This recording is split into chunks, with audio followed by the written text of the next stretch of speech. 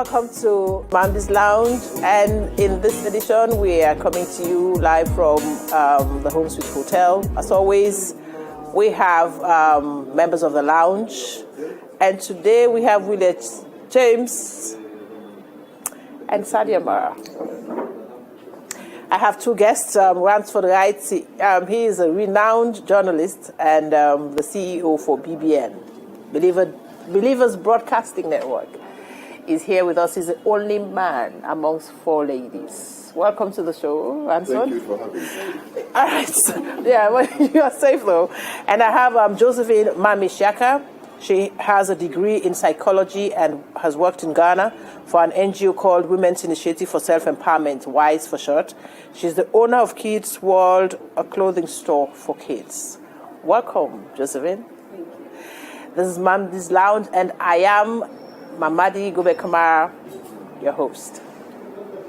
So today we shall be talking about a very interesting topic, and that is choosing the right life partner.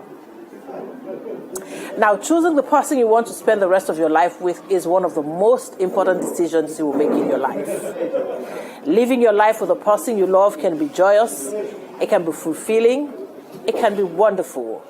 But finding the right person can be somewhat monumental. In life, there are those people who want to be married and those that do not want to be married or cannot be bothered. So let's say you belong to the category of people who value marriage because it is good. And right now you've made up your mind to meet that one person who will be your Mr. or Mrs. Right. How do you do that without settling for the wrong person? In essence, how do you choose the right life partner? So here to talk about this all-important topic, I've introduced my guests to you, and they are here at the lounge. So stay tuned. We'll be right back after this break. Hello and welcome to MAMDI'S Lounge. We laugh. We cry. With the tastiest guests and the best banter.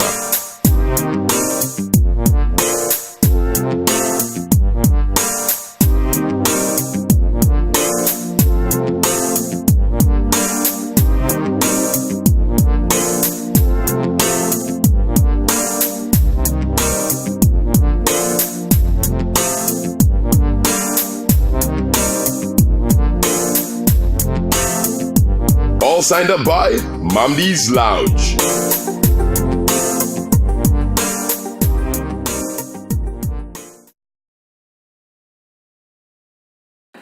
Welcome back to MAMDI'S Lounge. MAMDI'S Lounge comes to you on AYV television every week on this dial. And today we're coming to you from the Home Suite Hotel right at Aberdeen. Before we start this program, let me quickly appreciate Philip Taylor of Ironer's Boutique, Filter Fashion, right at Barwick Street. He's been so gracious to do our dresses, and we are all looking so beautiful. As you can see, Williams and Sadia. So we continue with the program. Thank you very much, Philip, for making us look so beautiful today on the show. The topic, like I said, is choosing a right life partner. So first off, let me start with Ransford, Mr. Wright. Is there anything like the right person? Considering the fact that relationships are formed for various needs, is there anything like the right person? Well, to some extent, I would say yes, there is. To some extent, you would want to say, if not necessarily the right person, but somebody who you know you can partner with. The simple reason why I'm saying this is because there is no perfect person. None of us is perfect as a human being. Mm-hmm. We all have our challenges and imperfections or whatever. Right. But in looking for a life partner, the right person, definitely you need to look for qualities or it's okay, you can say, I mean, this program is in Korean English, so it's allowed. So you need to look for attributes or qualities that I would say to a large extent, good qualities that surpass the negative ones. All right, I'll come to that. Good qualities that surpass the negative ones. Does that make So let's say, Ransford just mentioned something about you have to look for a good person. Good qualities that surpass the wrong ones. I agree with Ransford on that. Most people will say, I'm in search of my soulmate. So does it mean, God forbid, if you get married and something happens to the first one, then you will marry again? Does that want you your soulmate? So how many soulmates do you have out there? That's why I'm supposed to what he said. The right person. The person might not be your soulmate, but you two might gel together. You have everything in common. That person will be a support to you. You see, you are going the right direction. You're going to the same. You have the same interests. You have the same standards. You know you are going to this direction. Both of you are going towards that place. So that is why they say, this is the person, this is my life partner. But they keep on saying, I'm looking for my soulmate. I know a lot of young people say that out there. But just as I said again, how many soulmates do we have out there? It's all, a life partner is partner with somebody that you don't have the same interest, but then you're going somewhere you try to. So talking about somebody having the same like, somebody that you think you both like the same things, you're going to the same direction. Do you normally get to know some of these when you probably still start courting? Because most of the time what happens when you meet someone, let's say they invite you out for a drink, for example, that's how it starts, right? And then some of the times, so you go, you talk about various issues, and so maybe questions like, what do you like, might come up. So let's say you say, I like football, for example, and the person says to you, I like football too. Does that mean he really likes football because he says it? Because by the time, sometimes you get into the house, for example, you get into the marriage, and then you realize that he just said it because he wanted to, Yeah, that's why you need to spend time with the person. Quality time spent with somebody brings the true person out. If you meet somebody, if I meet Sadia today, I say she's a very lovely person. But when I keep meeting her on different occasions, I'll get to know her true self. Definitely, if she has something at the back, it will slip. If she has this trait that it's not good for me, that to say that I can't choose you as a partner, one day she's going to slip in the middle. That's why there's a dating period. You need to date that person. You need to be with that person to know who that person. You can't meet somebody doing it and you say you're married the person. They have a show, Getting Married in 90 Days. That's what I'm watching, I'm thinking, seriously, that's why it doesn't happen in this part of the world, but they will say we'll get to know the person in 90 days. So you might have the same likes, but just as you said, when you start to know the person, you will know that probably they said that because you like them. But when you spend quality time with, not just spending time, spending quality time with the person, you get to understand the person and get to know their own personality. Then you can make a decision. Is this what I want? Is this where I'm going? Is this person, okay, probably has a trait. Do you think you can change that trait and then, or can you forgo that? Can you overlook that and then manage it and then move on in the relationship? William? Yeah, well, let me take it from the start. From puberty going onwards, you find out that most people experience this kind of transition from that kind of nonchalant attitude towards a relationship to a place where they begin to desire the opposite sex. They begin to have that interest in the opposite sex. And when that time comes, a lot of things inform the way the person thinks, the way the person perceives the person the person who is supposed to be his or her partner. Number one is the media. We have a lot of things in the media. The media shows a lot of things that, a lot of images that people carve in their minds as to who is supposed to be my life partner. So they will tell you that my life partner, as seen in a Tarzan film, a broad chest, a tall, he's dark-skinned, and all those sort of things. Or maybe you will see a character in a Nigerian movie and says, oh, my life partner should have big bones, she should have protruding breasts, and all those sort of things. So the media inform a lot of the decisions that we make. And another thing is the cultural background, our cultural background again. There are some cultures you don't get to find that person yourself. The onus is not on you. The onus is on the parents to look out for the person who is supposed to be your life partner. So I want to take it from that point of view, from the cultural point of view, that most times you find yourself in a position you are not the one choosing your partner. And other times you find yourself in a position that you see so many images of who the partner or the partner that you want in life on the media, and other times you just maybe pray about it. All right, Sadia. Okay. You made very interesting points. I'll come. Yeah. And I'll take off of what she just said. I think we've been socialized as girls to cater to men. So you meet very few women who have an idea, and I'm not saying physical attributes now.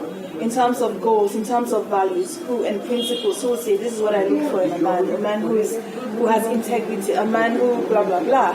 Because most girls are raised to think you cater to a man. So what does the man like? He likes football. I like football. So you start watching football. You put yourself to the back burner. So it's about meeting the man's needs. And I think that's, even though now we choose, but in reality we market ourselves to be chosen by the men, because the idea is, there's so many women out there and you're competing with other people for this limited resource that are men, and so the best person gets the guy. So everybody tries to market themselves as the best candidate, and I think that's so in reality I think that's one of the challenges that we have as women.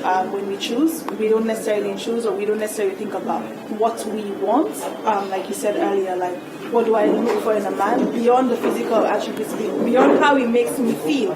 Because a woman will tell you, he makes me feel like this, but beyond how he makes you feel, like what do I look for? In actual fact, we are competing. Because take, for example, you look at the statistics, we have a lot of women. Right. And there's this country, I think it's Ghana. Someone was saying on TV that we have a lot of men.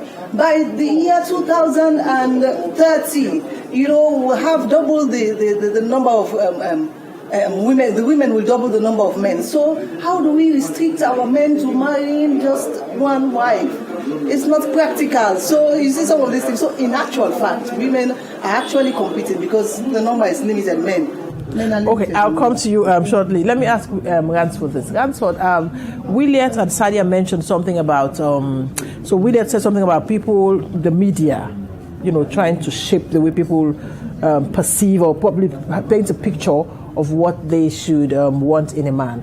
Is it wrong for you to probably in your mind think that, so this is the ideal man that I want? I want my ideal man to be tall, to be dark, to be, physically. It is not wrong. Is it wrong? But it is not realistic most times. No, Because most times, we are being socialized by the media and with these celebrity images. And honestly, these celebrity images to a large extent are deceptive. They're not real. So at the end of the day, you desire something.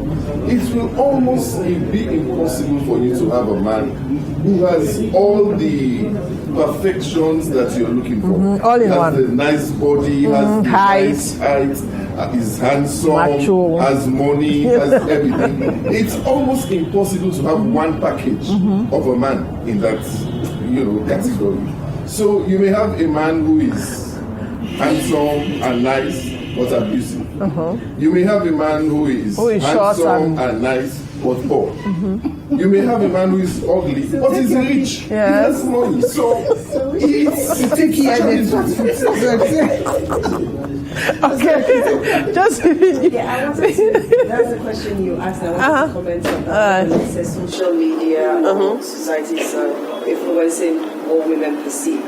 But I don't think it's a bad thing. As a lady, you should have a list. And I'll tell you why. I used to have a list. I think so. I have a list of things a guy should tick off. But it depends on you yourself as the individual. Some people's list, when you look at it, it's unrealistic. Yes, it's unrealistic. Yes. Some of them are just material things. This. Other people's list, God-fearing, tall, respectful. There are some things you can interchange. But if you know yourself, there are some things that if it's a no-no on the list, you can go for it. For me, number one was a God-fearing person. So if it didn't come, that I wasn't even going to look beyond that. Okay. Yeah. But I had 6-pack. I got 1-pack. You understand? You shift it. So you shift. You can see what you can do with and what you can. But you should know that whatever you are accepting should not affect you as an individual.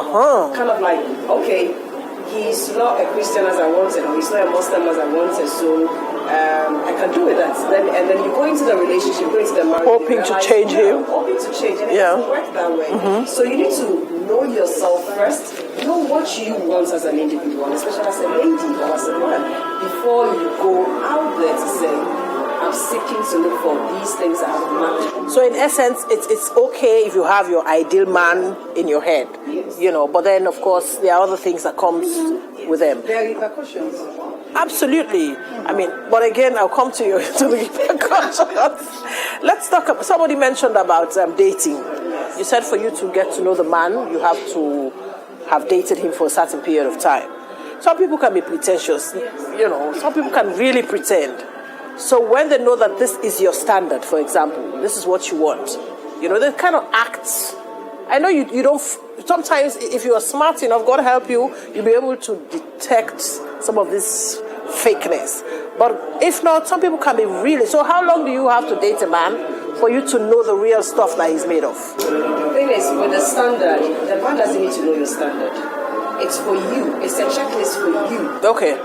If you know your standards, he doesn't know. There's no way he's going to pretend. Right. He doesn't know what you're looking out for. So that makes sense. I mean, the standards has to be with you. Yeah. Okay. You should not put your standard out there. But then again, you also have a challenge sometimes, and that is, now you have a situation where somebody will be one thing, he looks God-fearing and everything. All encompassing, yes? Yes, and you say, okay, well, I can tick that box. Bam, he's God-fearing. But one of the things we fail to realize sometimes is that as human beings, we are influenced.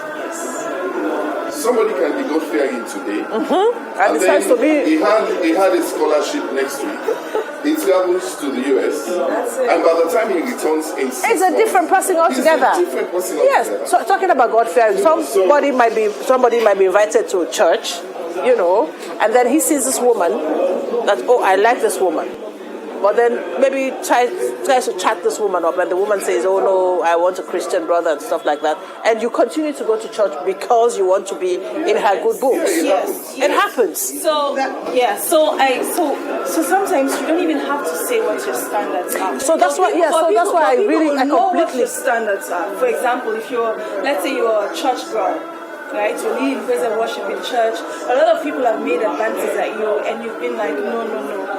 Over time, people might figure out what you're looking for. I mean, not specifically, but there are a few things. And then this guy comes and says, you know, and then some people are some men are very patient. They'll study you, know what you're looking for, and try to fit into that idea. I know of a case where this guy, I mean, he chased this girl for like 5 to 7 years, and she was like, oh, you're not my type, blah, blah, blah. Eventually, she gave in, and they started dating. They didn't get married.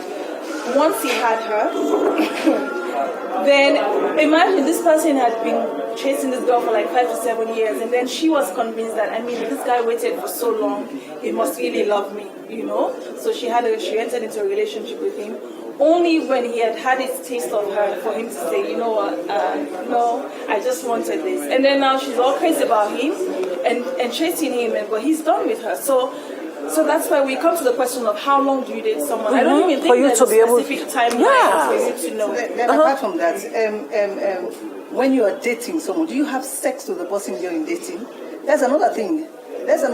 Because if you want to take our religious instructions into play, then you have to consider some of those things. That's why we bring the relationship down before it even started. So we have to look at that. And what happened to women's intuition? For women, we have this inbuilt intuition that God gave us. That when you sit with someone, and if the person is not that kind of person or some kind of fishy kind of person, you sense it, you know.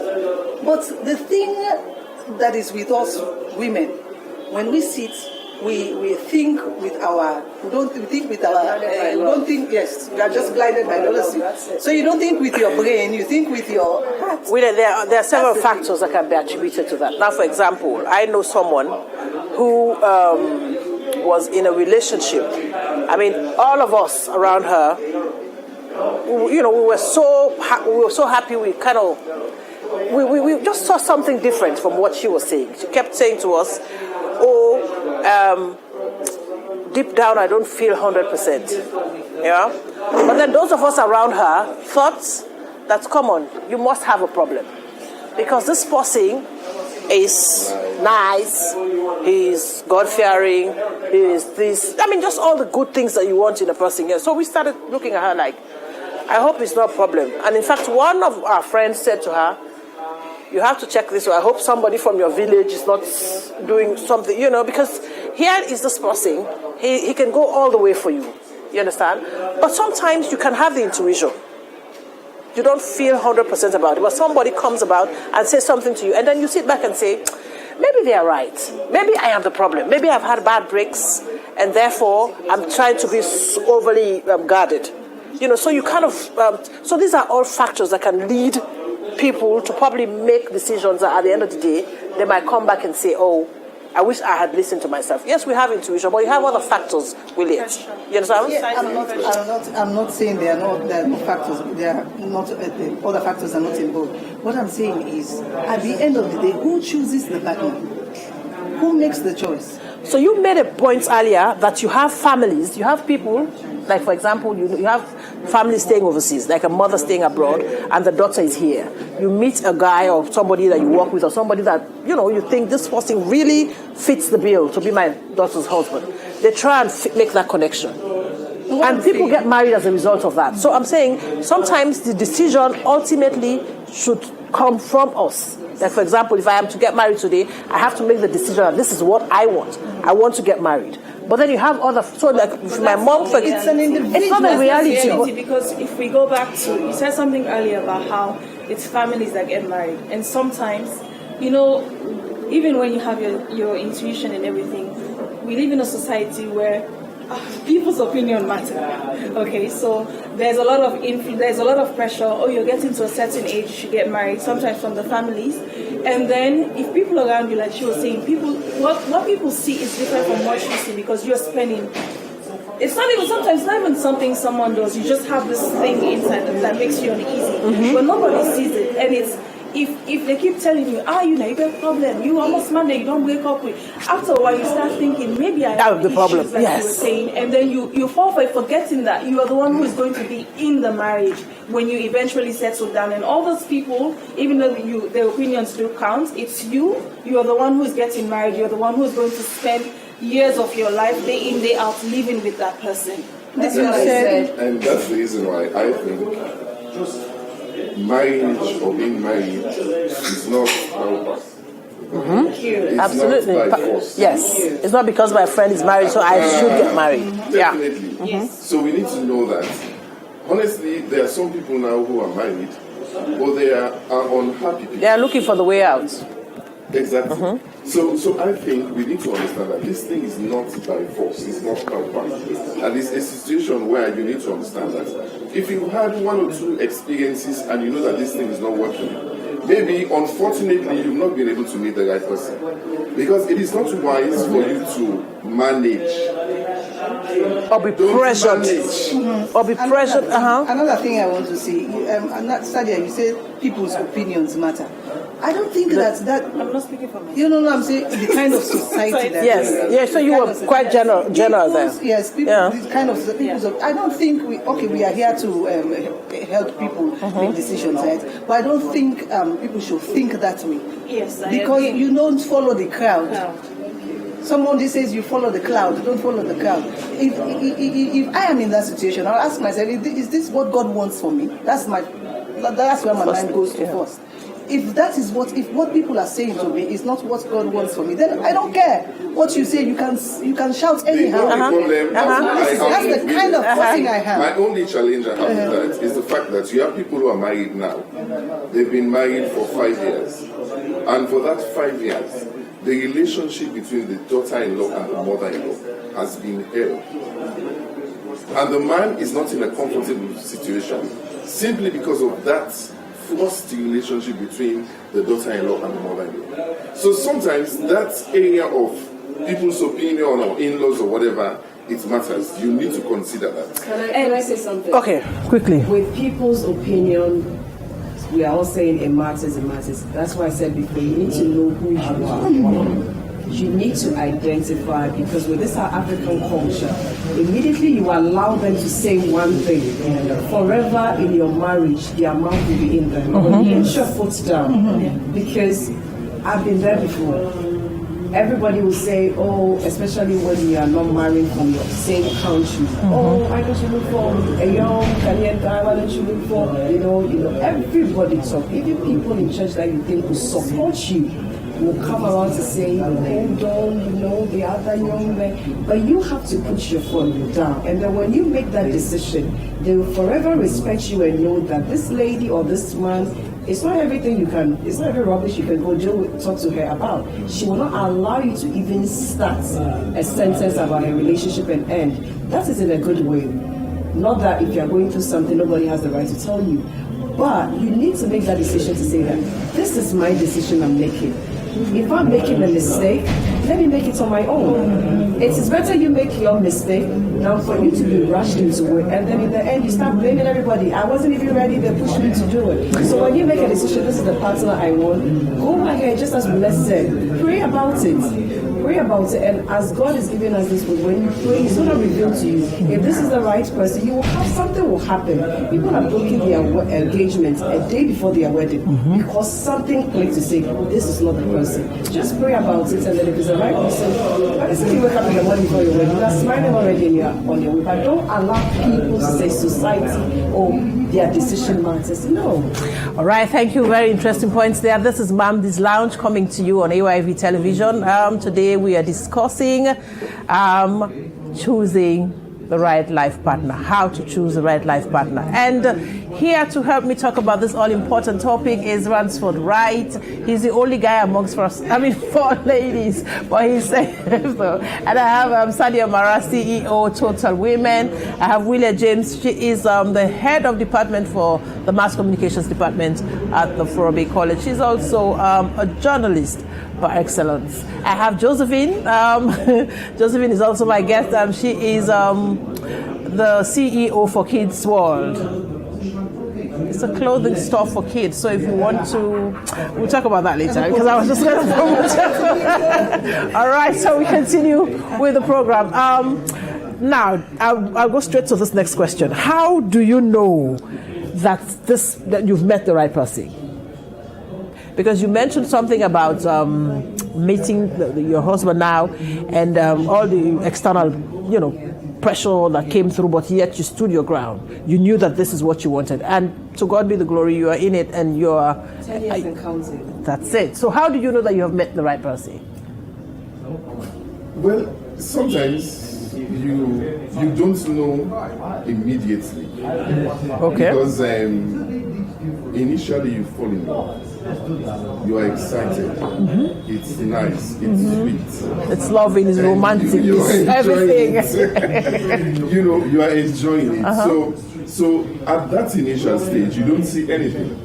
But then, as it moves from dating and courtship is going on, then I think you need to begin to look carefully and begin to see if you have of course you have the issues or the things that you're looking for. Then you begin to look carefully now to see if this person ticks the boxes. And I think there are some things that we need to begin to look at, and some things around personality. Are you really comfortable with this person's personality? That is something you need to think about. The educational level. Are you really convenient or comfortable?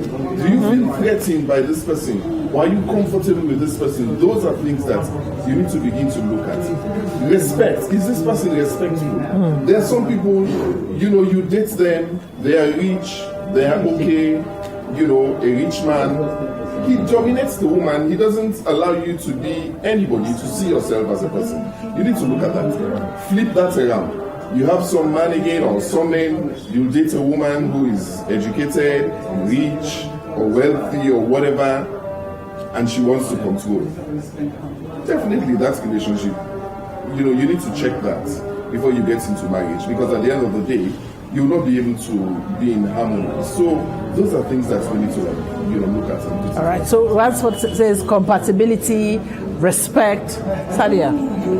Sorry, before I respond to that, I think I just want to say this. People just see marriage as the end point, the wedding, not realizing that it's the start of a journey. So if you're doing that when you're dating, it's like you just do everything, let's get married, not knowing that it's actually when you get married that things start. But I do agree with what Mr. Wright just said. And then to add to that, I think we talk about God-fearing. I think we need to break that down, like break down what God-fearing means to you. I agree. Because we say that God-fearing. Yeah. I think when we talk about God-fearing, like, one is respect for God and His word. So we talk about sex. The word of God says, no sex outside of marriage.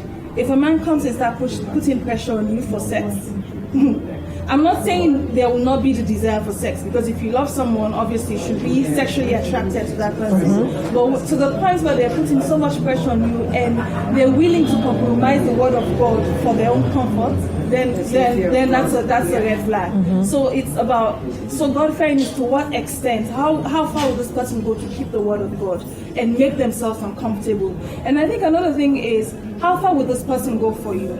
We don't think about that. Like when you're dating someone, we laugh about this. Oh, wait, when you're dating, you see, they can't find me. I like when they come, you go send another. Then when you married now, I'm like, hey, that's it, I'm not good for yourself. You know, and we sing all these things that will cross the ocean for you. And I say, if they can't find me, say, if we no come.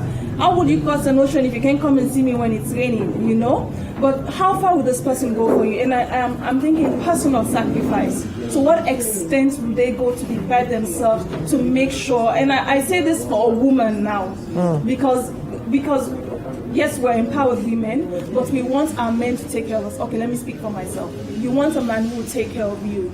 And one way I do too. You, right? I do too. I did not want to speak for myself. Since I do too. I want a man to take care of me. Oh yes, I do. Yeah, you take care of him, but you want a man.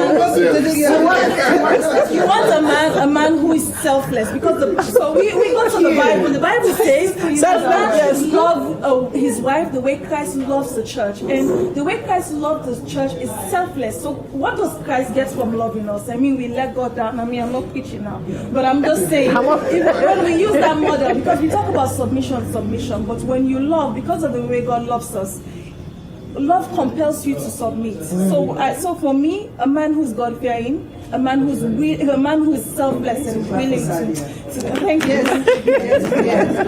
Okay, yes, do you agree with Sadia, or do you have a totally different view? Do you agree? To a certain extent. All right, so give us your own. Just let me start. Okay. All right, let her start. I think when you meet someone, an indicator that points to the fact that he's, adding all what they've said, another indicator is the fact that you disagree to agree. If there's no disagreement to agree at the end of the day, then that person, they come up here now. If no one they make plaba, then that person, they don't so follow. Because we're not supposed to make plaba. We're not for make plaba. Right. Yes. Because if everything is fine, I mean, you don't see that other side of the person. Yeah. I mean, he says, turn this to us, he say, oh, it's on. Then the woman say, hey, give me that thing there, or the woman say, you say, I wear this shirt here, so this shirt here, not I say, no, this, we not disagree. That disagreement has to come in. And that is during courtship. During courtship, right. You have to disagree. You not get to make plaba small because you understand what I mean. Yeah. So if you have started learning how to resolve issues at that stage, you'll be able to resolve issues when it comes to marriage. And then you go see how the person they react to them. They react to them, and then if the person will know they forgive.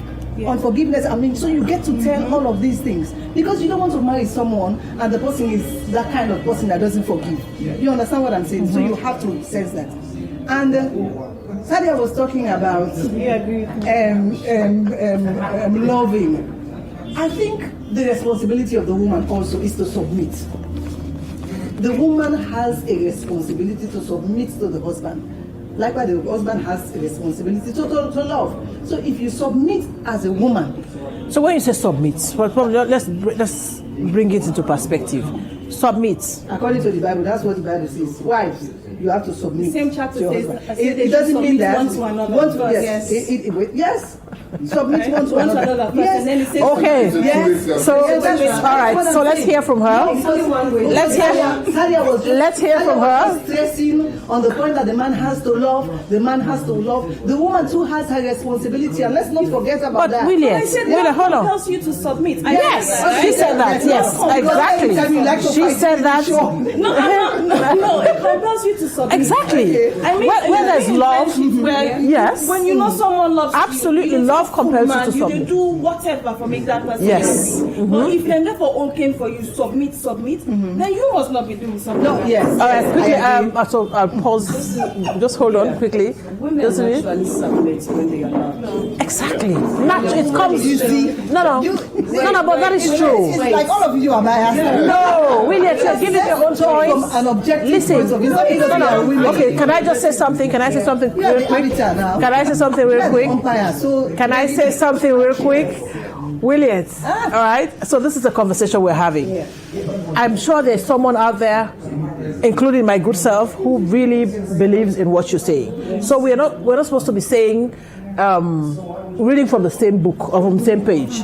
We all have our opinion. Of course, we are all, women, we have our heads. We're not to fululu there.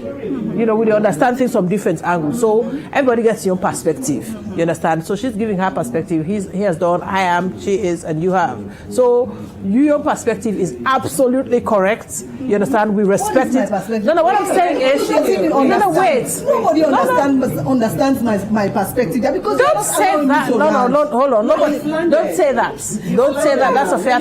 That's a very unfair thing to say. No. We respect. Allow me to land. Okay. So all right. So Josie, I have to pause. I have to stop you right there and allow William to land. I'm trying to be very fair in this conversation. So William feels that we are not giving her enough. So when I'm saying women should submit, I'm not saying that the man should be lording it over the woman. I'm just saying that the responsibility that the woman has to the man is to submit. So women should not fail to understand that submission does not mean, I mean, go when money can I go later, grown, the man they can work out. So which was why I asked you submission. How? What do you mean by submission? So hold on. Yeah. You don't mean so. At the go later and grown, now the man they can work over me. It's not that kind of submission that he lords it over you. He does whatever he wants to do. He beats you. That's not the kind of submission. Yeah, like she says, I agree with you for one. That when he loves you, yes, when the man does his own part of the deed to love you, I mean, you just fall for him. That's it. You fall into his. I like the way you say you just fall for him. Exactly. So I like the way she's saying, when the man loves you, you just fall for him. So we're saying one and the same thing, right? Okay, I agree. All right. So it's getting very interesting here on MAMDI'S Lounge. Today we are talking about how to choose the right life partner. Right? Okay. So, Ransford, you've had the submissions from everybody here. Would you like to add anything? Is there anything you want to say contrary to what we've just said? No, well, I don't want to contradict what they've said in terms of the submission and the love, because definitely it goes hand in hand. As long as there is love, submission comes. But then sometimes some people think, it's difficult for them to submit. Some women, it's difficult for them to submit because they think with all the, like you were referring to, the media and the socialization going around, it's 50-50. And the 50-50 thinking sometimes minimizes the submission of some women and think, we need to be at par. Yes. And the moment that starts, it's the way men has been socialized. It's to a large extent the patriarchal society or whatever. It makes it uncomfortable for a man to be controlled by a woman, naturally speaking. So the moment. So when you say control, hold on.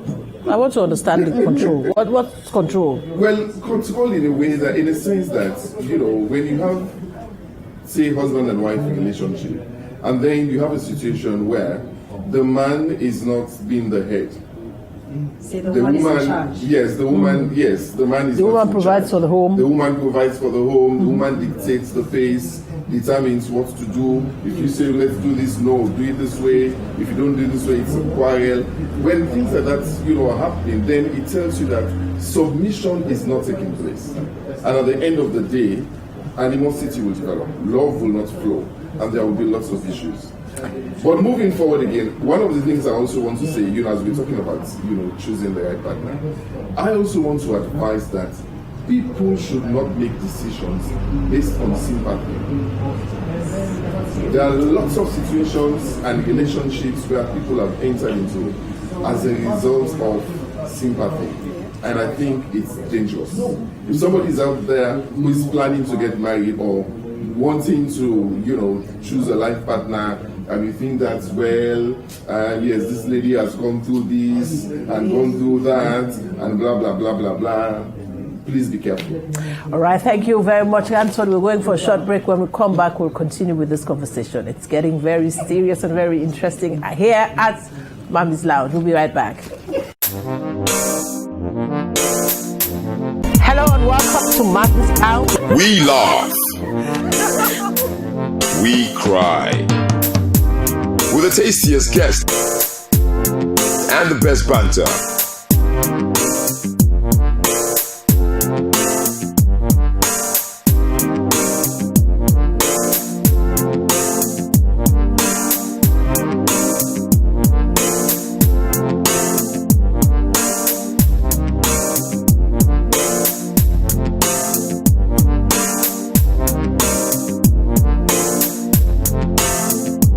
All signed up by MAMDI'S Lounge.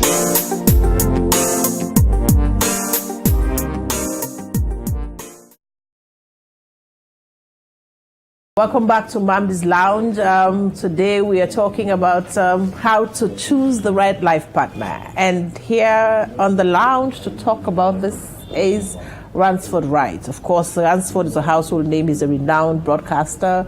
He's the head of BBN. I also have Total Woman CEO.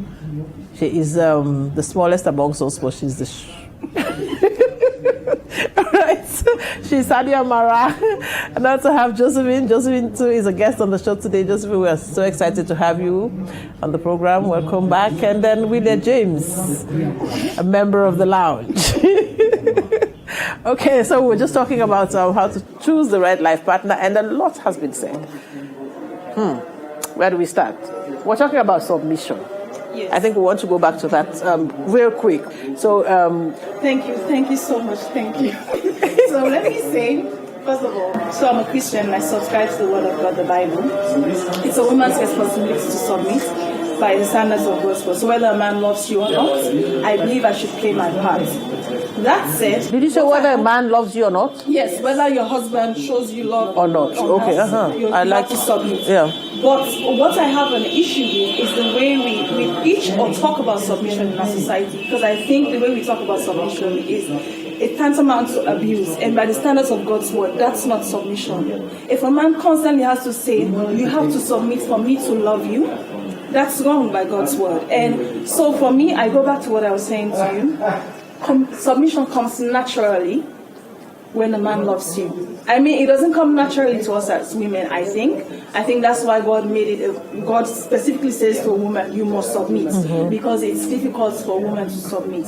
But that said, when you know a man loves you, I must say how educated a woman be. I mean, I've seen women with PhDs who would go to the market and shop and come home and cook for their husbands and take care of their homes, because when they get into their houses, they're not the doctors anymore, they are someone's wives. So love does something to you, but what we have now, this is not love. If we have to tell women all the time to submit, you would not have to tell a woman to submit if you're really doing your part as a husband. That's not to say there aren't cases where, a man is doing his part, but the woman is not that thing. We have those cases. But I think if a man loves you, where the Bible says, there's a song, let me not say the Bible says, there's a song that says we're compelled by love, right? Love compels you. Even in friendships, you will go extra mile for somebody when you know this person loves you. You know, say this person, if I call and today, they will do this for me.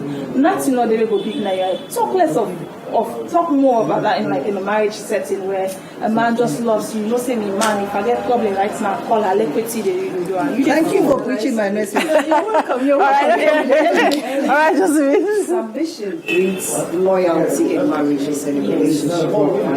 Once there's submission, love is there. Both of you are loyal to each other.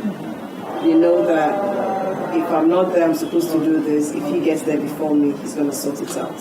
If I'm supposed to pick the kids up, I'm running late, I call him, he's going to sort it out. You know, you are loyal to each other. You watch each other's back. You make sure he's comfortable, you make sure you are comfortable.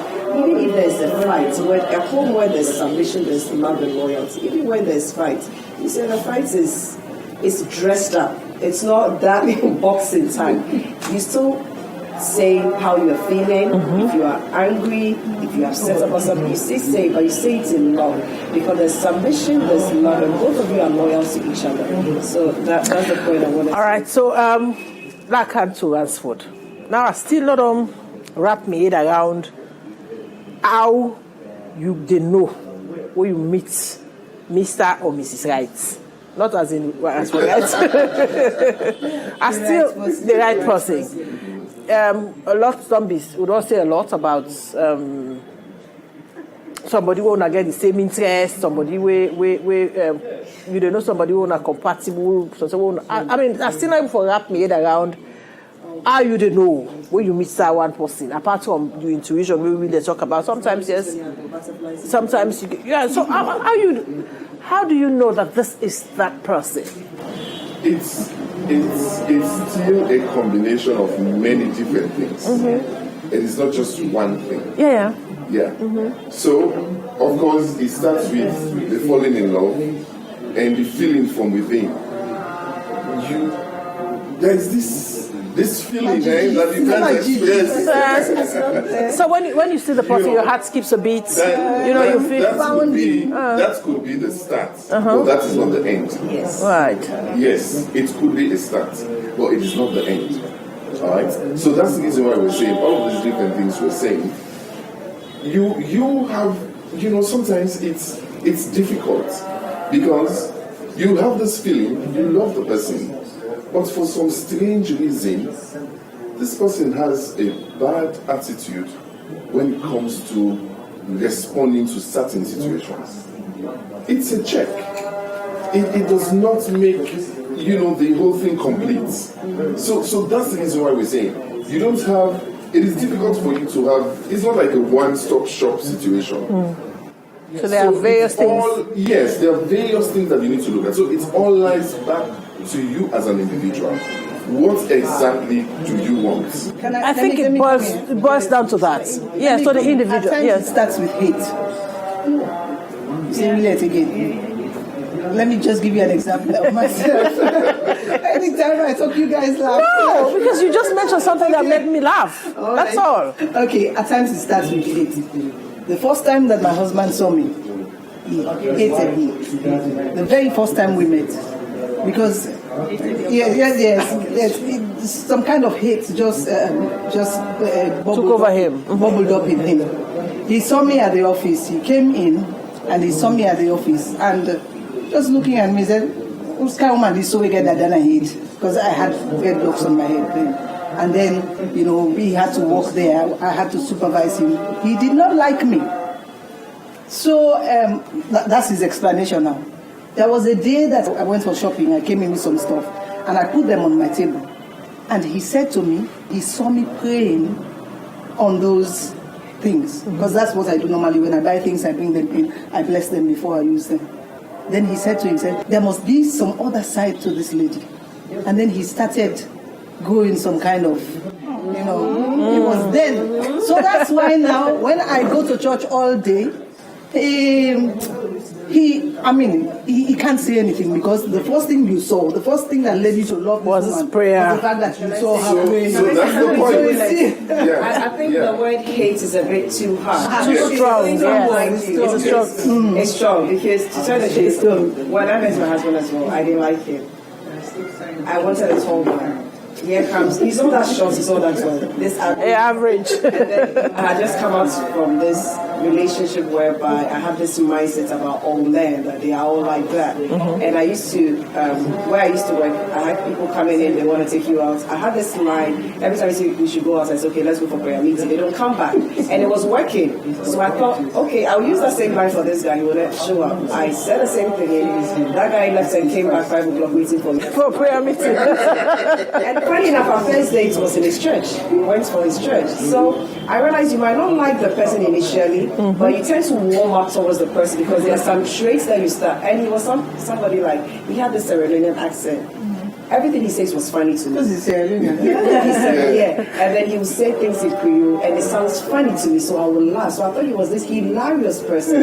And you see, naturally, I was drawn towards the person. So it's not hate. You might not like something, dislike. You might not like the person initially, but as you get to know the person, there are some traits in the person and you realize, this person is like this, and then you tend to be warm. You become warm towards the person. But there has to be something. There has to be something that keeps you wanting to know this person. That is what they brought out clearly. The fact that because it is not a one-stop shop, there is something that will definitely attract. Yes, exactly. Yeah. Because you know what you want, you know what you're looking for. You know, and that's where it starts. So there's a defining moment for me. I would say before you get married, if you can fast 3 days. I'm serious now. Say that again. So it's true. Before you get married, because it's the most important decision in your life. It will affect every area of your life. I don't care how strong you are, how old you are. The wrong one, you mean? The wrong one. The one on either way. Okay. Whether it's good or bad, it will affect you. It will affect you spiritually. It will affect you emotionally, intellectually, every area of your life. So before you get married, if you can, fast for 3 days, and then you pray. Seek the face of God. That is very important. Without any external influence. That is very important. God speaks in many different ways. He can speak to you through dreams. He can speak to you through the word of God. He can speak to you through other people. But I know God speaks. Well, how about also talking about praying? Yeah. How about also probably you're in that state or you're in that space that what you desire, what you're looking up to is to settle down. All right. And then this situation arises where you have a man that is talking, in that direction. And in your head, this is what you want. So you will start thinking that, okay, I think I met the guy. I met this one person. So how about in a situation like that, you ask people to sort of pray for you or back you up in prayer? You can pray, but then for me, that's what I feel. When you're in a place that you're longing for something, you might not be focused. You become blinded in a way. So I would say, even though that's what the pastors will want to hear, probably meet a pastor or meet somebody who is spiritually at another level. Probably ask them to back you up. It's not wrong for you to pray, but I would think maybe you're not in that space spiritually to pray and hear exactly what you need to hear. Sometimes you might just say, it has been in your mind. This is what you want, and it's happening. You're seeing it, you're feeling it. I think Can I come in, sorry? Okay, sure. With a prayer, I think most of us as young ladies, when we're growing up, we are designed to get married. We already have our prayer points. We are telling God what we want. Yeah. It's like, God has already you are praying to God, you want this, you want this. And then if you are asking somebody else to pray on your behalf, it's as if I have 3 girls. It's like Kayla wants something, the third one wants, the older one wants something, sending the younger one to come and ask. I'm not going to give it to you. You have to come yourself. Go before God on your knees. Just tell God, let your will be done. And this is a prayer I said. Because after I told God playing, I said, you know what, all these fine boy players come around, joke around, not serious. All these unserious people, I don't want them near me. God, let your will be done. So when I saw him and then we started talking and everything, just as you said, in the back of your mind, this is not what you're looking for, but this might be the will of God. Just allow it to take a course. If it's not going to happen, and I said, God, if this is not what is supposed to happen, let it die naturally. It's going to fall off naturally. But I don't support the fact that you go seek for prayers from somebody. I think you should be able enough, no matter the mental state you are, you should be able enough to go down on your knees and ask God directly what you want. Because when somebody is praying for you, it's different from when you are praying for yourself. They are praying on behalf of you. But when you are praying, you know your emotional state. You know what you want from God. And you can tell God in your own words what you want. But when somebody's praying on your behalf, they are using their own words. So, and you don't know what they are praying for. They might be mentioning your name, but you don't know which prayer they are praying for. So I think most people like this, pray for me, let me go see prophet, let me go see. It's becoming too much. Let's learn as Christians to pray for ourselves, to read the word ourselves. Let's ask God, direct me. Today, this is where I'm going. God, if it's your will, let this thing happen. If it doesn't happen, you know that is not the will of God. So I think one thing that must be present is counseling. Yes, you pray, but you need someone to counsel you at the end of the day, because you met someone and your head is mixed up. You don't know what to do.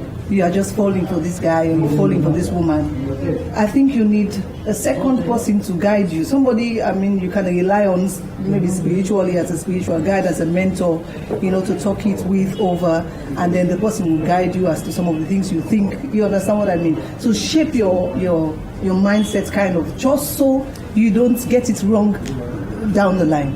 So I think one thing that is strategic is for you to have a mentor to counsel you. All right. So before we go, I think time is up. This topic, we cannot exhaust it. We've got a lot of areas we've not been able to touch on, but we will do justice to it in another edition of MAMDI'S Lounge. But before we go, I'd let you give me 1 or 2 points. Maybe there's somebody out there who needs some few advice, like what do you look for? How do you know you've met the right person?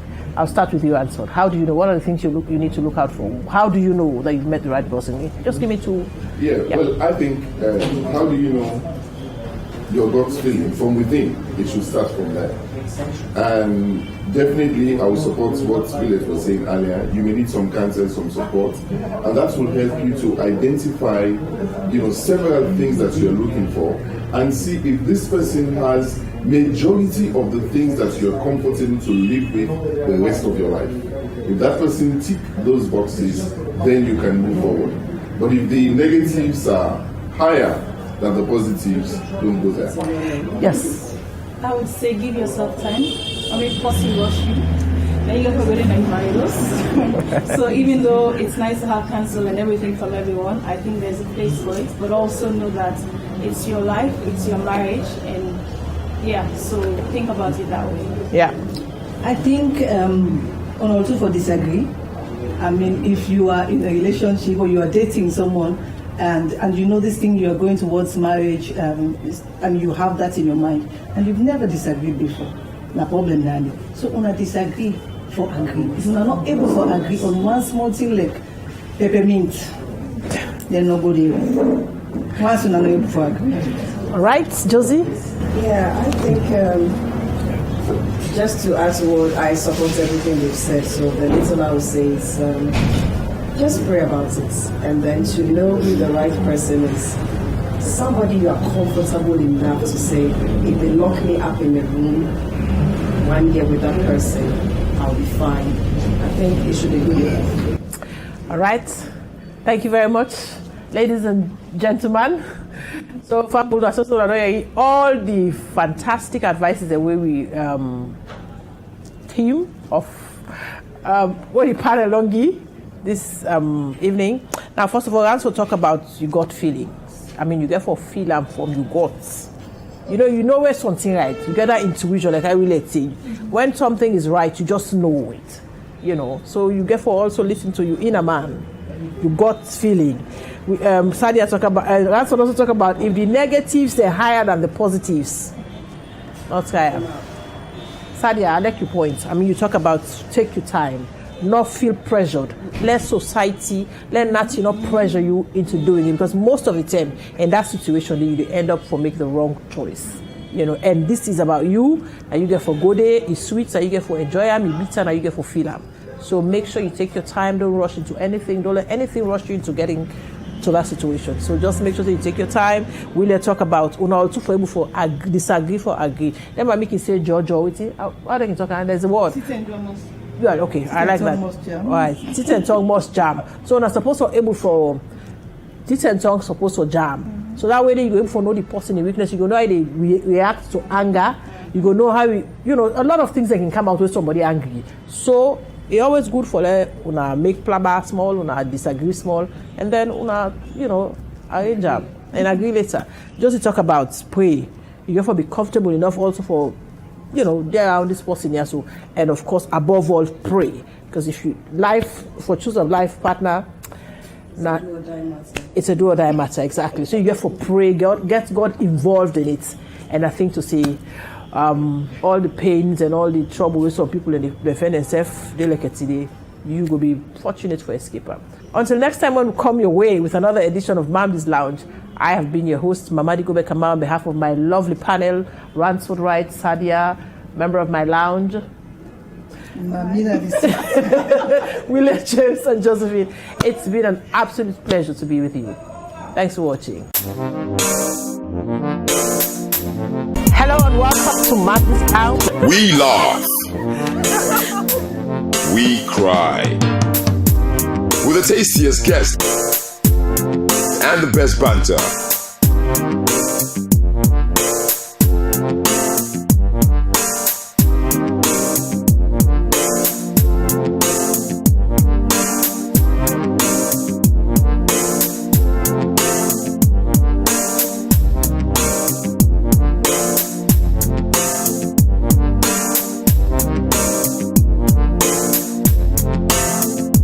All signed up by MAMDI'S Lounge.